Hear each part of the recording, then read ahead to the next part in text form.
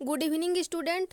आइए आज हम जो जनन स्वास्थ्य है क्लास 12th के जो चैप्टर है उसका हम एमसीक्यू करेंगे। और आप मेरे चैनल को लाइक शेयर एंड सब्सक्राइब ज़रूर करिए, जिससे जो भी अपडेट है और एमसीक्यू हम जो कराते हैं तो आपके पास पहुंचती रहे। तो पहला क्वेश्चन क्या है, सहेली क्या है? यानी कि ये एक टेबलेट है और इसका मतलब क्या होता है। तो पहला क्या है, गर्भधारण की मुखी गोली है, मतलब कि ये गर्भधारण बोल रहा है, गर्भधारण नहीं।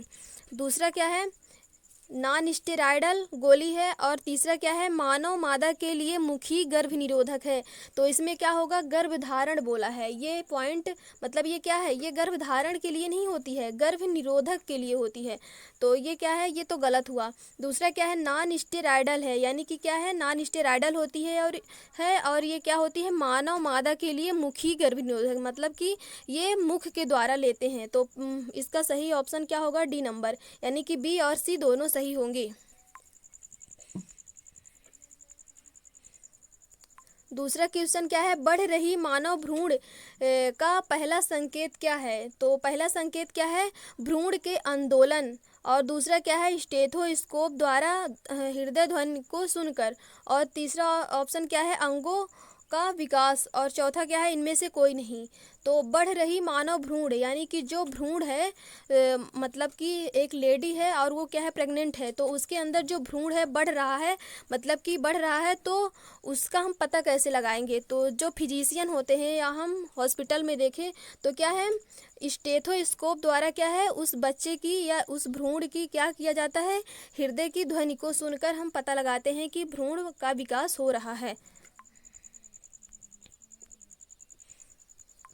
फिर क्या है, भारत में प्रथम जनगणना कब हुई थी। यानी कि जो हमारा भारत है इसमें प्रथम जनगणना कब हुई थी, क्या है, 1851, 1872, और तीसरा क्या है, 1921 में, और चौथा क्या है, 1951 में। तो इसका सही ऑप्शन क्या होगा, डी नंबर।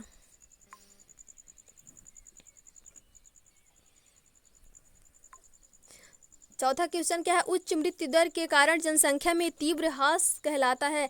जनसंख्या घनत्व कहलाता है, जनसंख्या अवनपन कहलाता है, और तीसरा क्या है, जनसंख्या विस्फोट कहलाता है, और चौथा क्या है, उपरोक्त सभी।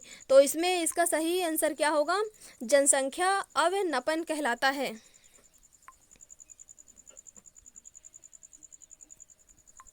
एमनियोसेंटेसिस एक प्रक्रिया है। जो एमनियोसेंटेसिस है वो कैसी प्रक्रिया है, हृदय में विकार जानने के लिए, यानी कि जो हृदय में हार्ट डिजीज होती है उसके विकार जानने के लिए। तो ये ऑप्शन क्या हुआ, रॉन्ग हुआ, ये नहीं होता। दिमाग में कमी ज्ञात करने के लिए, तो ये भी गलत होता है, ये नहीं ज्ञात करने के लिए होता है।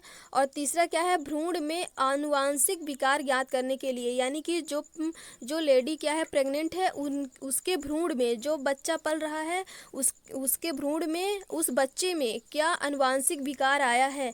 यदि वो क्या है अंदर, मतलब जो बच्चा पल रहा है वो क्या है, उसके कोई भी डिजीज है अंदर, तो उसका क्या है, आनुवांशिक विकार जानने के लिए यदि वो क्या है, डिजीज से ग्रसित है, तो उसको जानने के लिए क्या किया जाता है, मतलब कि एमनियोसेंटेसिस किया जाता है। तो इसका सही ऑप्शन क्या होगा, भ्रूण में आनुवांशिक विकार ज्ञात करने के लिए होता है।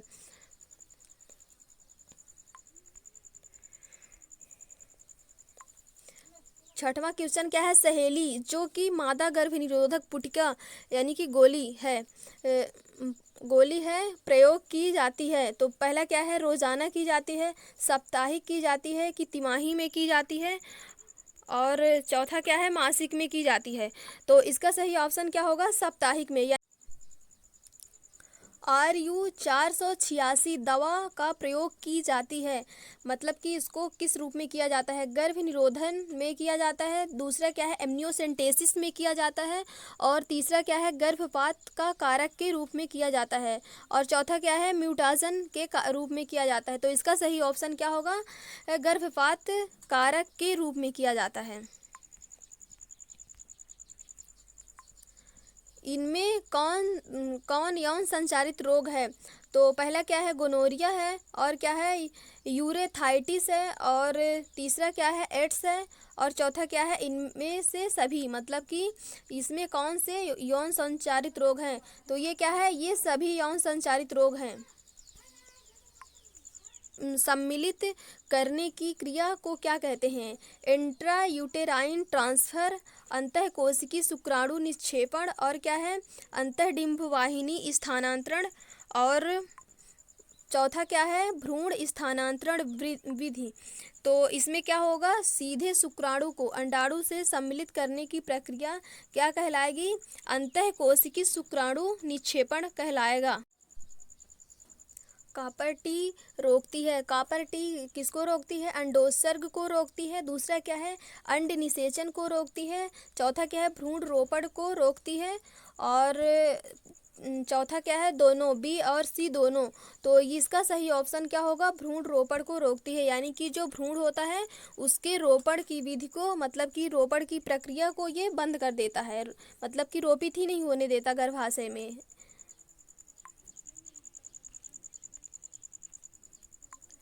प्रथम मानव जनसंख्या विस्फोट का कारण हुआ। तो क्या हुआ? कृषि हुआ, औद्योगिकीकरण हुआ, और चौथा क्या, वो तीसरा क्या है? तकनीक हुआ, और चौथा क्या है? सभ्यता में परिवर्तन। तो इसका सही ऑप्शन क्या होगा? विस्फोट का कारण, जनसंख्या विस्फोट का कारण कौन बना? तकनीकी बना। मादा में मुखीय गर्भ निरोधक किसे रोकती है? तो मादा में क्या, ये अंडोत्सर्ग को रोकती है, और दूसरा क्या है? निषेचन को रोकता है, और तीसरा क्या है? योनि में शुक्राणु का प्रवेश, चौथा क्या है? रोपण। तो इसका सही ऑप्शन क्या होगा? निषेचन को रोकती है। अब निषेचन क्या होता है? यानी कि अंडाणु और जो शुक्राणु होता है, तो शुक्राणु और अंडाणु के जो जब केंद्रक क्या हो जाते हैं? मिल जाते हैं, और ये 2n संरचना बन जाती है, जाइगोट। इसे क्या कहते हैं? फर्टिलाइजेशन। तो क्या करता है? ये निषेचन को रोक देता है।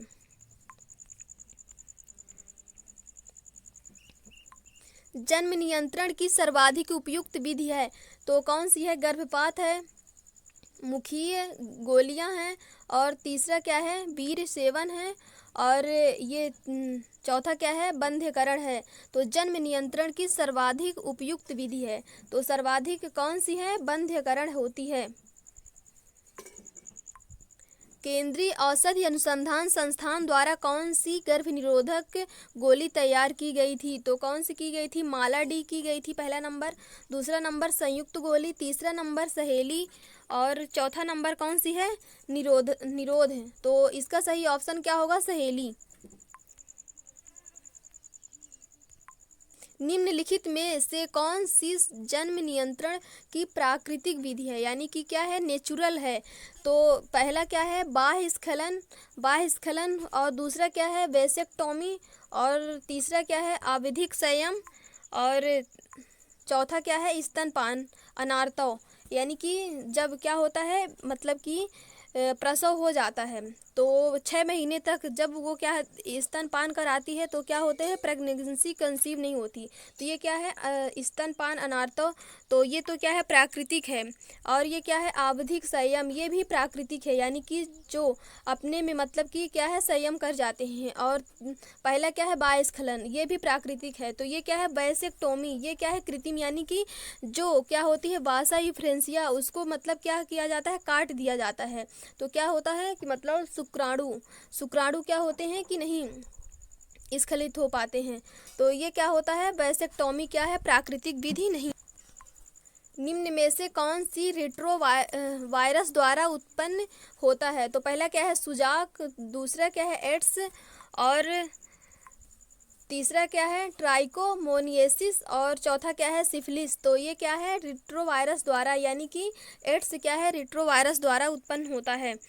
और परिवार नियोजन कार्यक्रम प्रारंभ किया गया। परिवार नियोजन कार्यक्रम कब प्रारंभ किया गया? पहला क्या है? 1920, दूसरा क्या है? 1930, और तीसरा क्या है? 1950, और चौथा क्या है? 1951। तो इसका करेक्ट ऑप्शन कौन सा होगा? 1951 में क्या किया गया था? परिवार नियोजन कार्यक्रम, यानी कि परिवार कल्याण के नाम से जो जाना जाता है, तो ये 1951 में स्टार्ट किया गया था। जनसंख्या पर निबंध लिखा गया। जनसंख्या पर निबंध कब लिखा, किसने लिखा? पहला क्या है डार्विन, और दूसरा क्या है माल्थस द्वारा, और तीसरा क्या है लैमार्क द्वारा, और चौथा क्या है ह्यूगो डी ब्रीज द्वारा। तो इसका सही ऑप्शन क्या होगा? माल्थस। माल्थस ने क्या किए थे? जनसंख्या पर क्या किए थे? लेख लिखे थे, या निबंध लिखे थे, या ऐसे लिखे थे।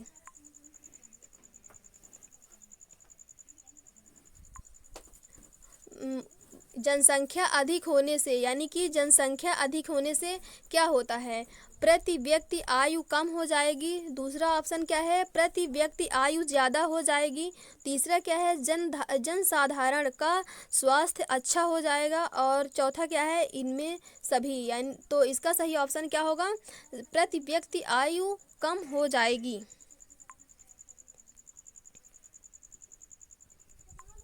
जनसंख्या का अध्ययन क्या कहलाता है? जनसंख्या। तीसरा क्या है? बायोग्राफी, और चौथा क्या है? डेमोग्राफी। तो जनसंख्या अध्ययन क्या कहलाता है? डेमोग्राफी कहलाता है। ये क्वेश्चन बहुत बार पूछा गया है पीएनएसटी में। मानव जनसंख्या वृद्धि है। मानव जनसंख्या वृद्धि क्या है? लाग है, और दूसरा क्या है? स्थिर है, और तीसरा क्या है? एक्सपोनेंशियल है, और चौथा क्या है? इनमें से कोई नहीं। तो ये क्या है? जनसंख्या और वृद्धि का जो ग्राफ बनता है, तो ये क्या है? ऐसे बनता है, यानी कि एस आकार का जो बनता है। तो ये क्या है? यहाँ पर क्या होती है? स्थिर अवस्था रहती है, और ये क्या है? वृद्धि अवस्था होता है। और यहाँ पर जो होता है, तो ये क्या है? एक्सपोनेंशियल हो जाती है।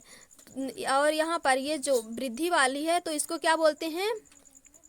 इसको क्या बोलते हैं? इसको लॉग बोलते हैं। तो ये क्या होता है? वृद्धि वाला होता है। और इसमें क्या लिखा है? लाग लिखा है, यानी कि ये बोल रहा है। तो इसका ये ऑप्शन नहीं होगा, तो लाग होगा। तो ये भी गलत हुआ, और स्थिर ये भी गलत हुआ। स्थिर में तो वृद्धि होती नहीं है, वो स्थिर रहती है। और तीसरा क्या है? एक्सपोनेंशियल, ये इसमें भी नहीं होगा, ये सेम बना रहता है। और इनमें से कोई नहीं। तो इसका सही ऑप्शन क्या होगा? इनमें से कोई नहीं, यानी कि चौथा ऑप्शन होगा। मानव द्वारा कौन सी सबसे बड़ी समस्या का सामना किया जा रहा है? तो क्या है? जनसंख्या विस्फोट, ओजोन परत का क्षरण, प्राकृतिक स्रोतों का क्षरण, और चौथा क्या है? मृदा अपरदन। तो इसमें क्या है? जनसंख्या विस्फोट का क्या किया जा रहा है? सामना किया जा रहा है। मानव द्वारा कौन सी सबसे मानव जनसंख्या वृद्धि को नियंत्रित करने के लिए चिकित्सीय विधि द्वारा वृषणों को हटाया जाना क्या कहलाता है? तो पहला क्या है? बधिया करा कहलाता है, और दूसरा क्या है? लेप्रोस्कोपी कहलाता है। तीसरा क्या है? ट्यूबेक्टोमी कहलाता है, और चौथा क्या है? वेसेक्टोमी कहलाता है। तो इसका सही ऑप्शन क्या होगा? मतलब कि ये क्या बोल रहा है? वृषणों को हटाया जाना। तो वृषणों को हटाया जाना क्या कहलाएगा? बधिया करा। और इसको इंग्लिश में क्या बोलते हैं? आर्कियोक्टोमी भी बोलते हैं, यानी कि शल्य क्रिया के द्वारा क्या बोलते हैं? वृषण को हटाया जाना क्या होता है? बधिया करा, यानी कि आर्कियोक्टोमी भी दे सकता है ऑप्शन में। वो क्या कहते हैं? तो पहला क्या है? नेटेलिटी, और दूसरा क्या है? माइग्रेटरी, और तीसरा ऑप्शन क्या है? मॉर्टेलिटी, और चौथा क्या है? इंटेग्रिटी। तो क्या है? नेटेलिटी तो क्या है? जन्म को संबोधित करता है। और ये क्या है? बी नंबर क्या है? माइग्रेटरी। और यहाँ पर ये आपको क्वेश्चन में देखने को मिलेगा, ऑप्शन चेंज करके दिया गया है, यानी कि ए बी सी मतलब कि चेंज कर दिया गया है। तो यदि आप यहाँ पर क्या बोलेंगे? बी नंबर, मतलब कि तो ये सी नंबर कर दिया है। अगर यहीं पर ऑप्शन क्या होता, तो ए नंबर, बी नंबर, और यहाँ पर ये सी नंबर आता, तो ये क्या है? इसका सही ऑप्शन क्या होता? सी नंबर होता। लेकिन यहाँ पर क्या है? बी नंबर दे दिया गया है। तो इसका सही होगा मॉर्टेलिटी।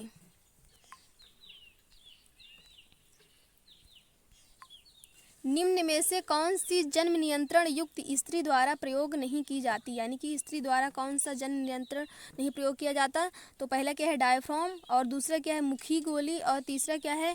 निरोध, और चौथा क्या है? Copper T. तो ये जो है कॉपर टी, और क्या है? ये मुखी गोली, और क्या है? डायफ्राम। तो ये क्या किया जाता है? ये स्त्री द्वारा यूज किया जाता है। और जो ये निरोध है, तो ये क्या है? ये मेल द्वारा यूज किया जाता है। और क्वेश्चन में क्या पूछा है, निम्न में से कौन सी जन्म नियंत्रण युक्त स्त्री द्वारा प्रयोग नहीं किया जाता। तो इसका सही ऑप्शन कौन सा होगा, सी नंबर। जन्म पूर्व भ्रूण को जांचने की विधि का नाम क्या है, लेप्रोस्कोपी है, एमनियोसेंटेसिस है, और तीसरा क्या है, वीर सेचन है, और चौथा क्या है, कोइटस इंटरप्टस है। तो इसका सही ऑप्शन कौन सा होगा, एमनियोसेंटेसिस होता है। परख नली शिशु एक तकनीक है जिसमें, ये क्या है, एक तकनीक है, एक टेक्निक है। तो पहला क्या है, अंडवाहिनी से युग्मनज लेकर संवर्धित किया जाता है, फिर इसे रोपित करते हैं। यानी क्या होता है, अंडवाहिनी से, यानी कि जो फैलोपियन ट्यूब है उससे क्या करते हैं, अंड को लिया, मतलब कि युग्मनज बोल रहा है, यानी जायगोट लेकर क्या करते हैं, संवर्धित करते हैं, फिर रोपित करते हैं। तो और दूसरा क्या है, अंडाणु लेकर फिर इसे निषेचित कराकर रोपित करते हैं। और तीसरा ऑप्शन क्या है, शुक्राणु एवं अंडाणु का संलयन होता है और युग्मनज का विकास परख नली में होता है। तो और चौथा क्या है, इनमें से कोई नहीं। तो इसका सही ऑप्शन कौन सा होगा, पहला क्या दिया हुआ है, पहला दिया हुआ अंडवाहिनी से युग्मनज, तो युग्मनज तो नहीं लिया जाता है, तो ये ऑप्शन क्या हुआ, रॉन्ग हुआ। और दूसरा क्या है, अंडाणु लेकर, यानी कि क्या है, एग लेकर, तो एक तो हाँ लिया जाता है, फिर इसे निषेचित कराकर, तो ये क्या करते हैं, एग को लेते हैं और फिर क्या करते हैं, बाह्य माध्यम में क्या करते हैं, निषेचन कराते हैं, यानी कि फर्टिलाइजेशन कराते हैं, और फिर क्या करते हैं, रोपित कर दिया जाता है किसमें, मादा के गर्भाशय में। तो इसका सही ऑप्शन कौन सा होगा, बी नंबर।